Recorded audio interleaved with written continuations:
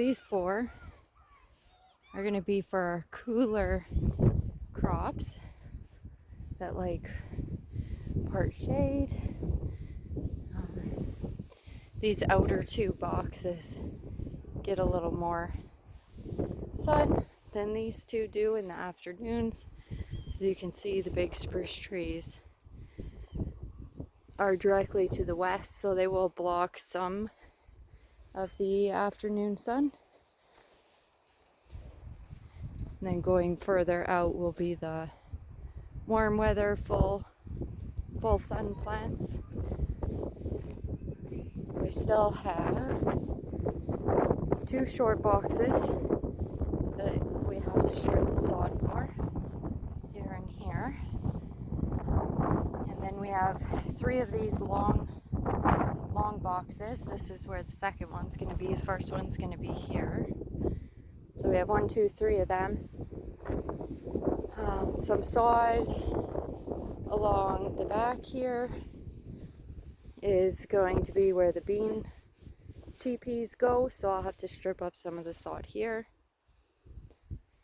And then a few ground plots in this area as well.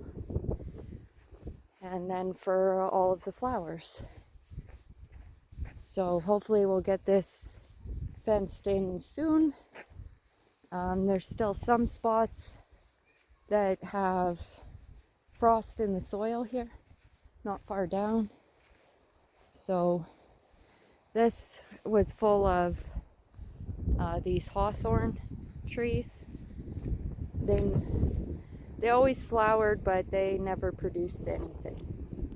So this is going to be one of the spots where we open it up wider to come through here with the quad and whatever else. Week 1, we got 1, 2, 3, 4, 5, 6, 7, 8, 9, 10 boxes stripped of sod.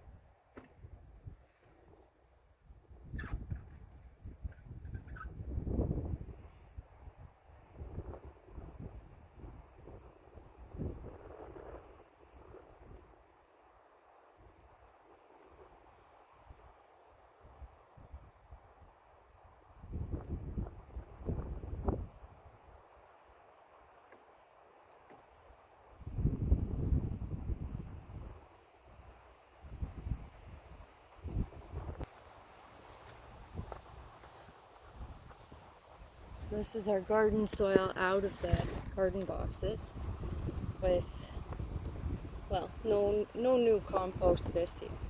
You can see there is some compost still in here. We are going to add compost. You can see from doing the chop and drop, there's a little bit of growth. This is actually a radish box, and there's a bunch of little radishes sprouting because I seed saved from our radish garden last year. So there's a whole bunch of seeds that grew into the soil. That's okay because radish will be going between this box and another box again this year. There's another little one sprouting. So the soil's just full of radish sprouts. Kind of proves how early you can get them out. Even in our zone 3, you can get them out in April, and a lot of time they will do just perfectly fine. So I just wanted to get a layer in here because I want to broad fork before we add in the new compost. But I only have the pitchfork out here, but I'll do it with the pitchfork. It works just as well, it just takes a little longer.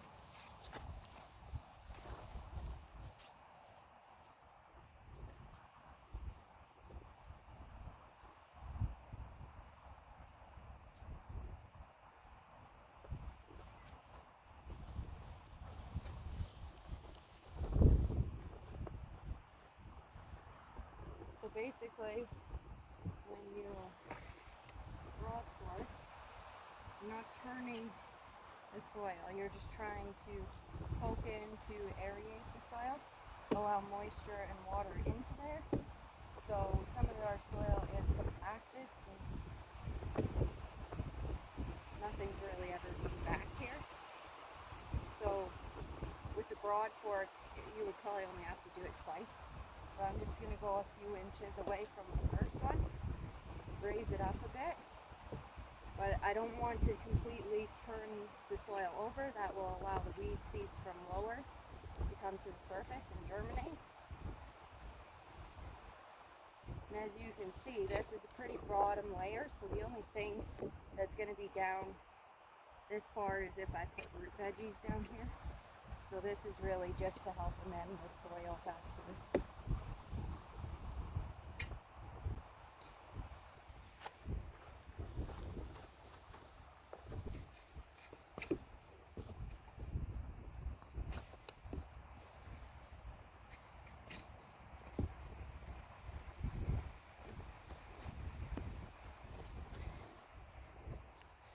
So since we compost mainly with the duck and geese bedding, it's not hot like chicken is. So we actually don't have to worry too much if it's 100% broken down or not. Most of the compost will be broken down, but like I said, this will break down fast in here, especially because this is the bottom layer of soil. But anyways, that's what your soil should look like, nice and fluffy.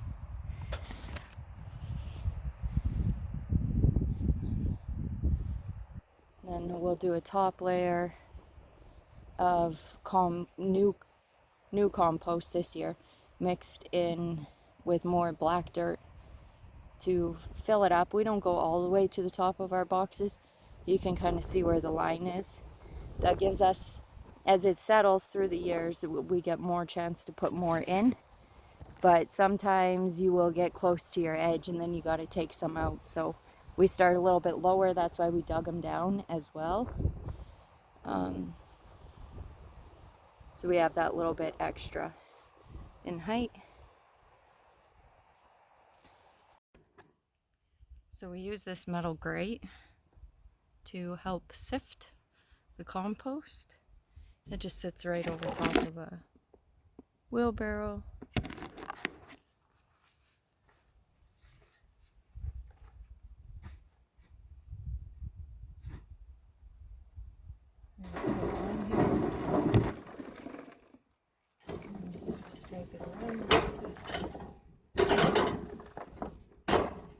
And stuff that's small enough will go through.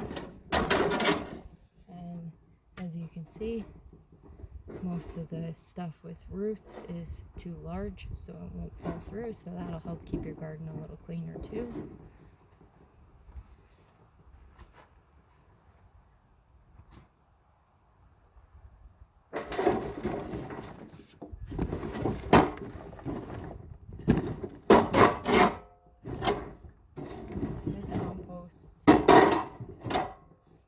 This is actually aged cow manure from our neighbors across the road.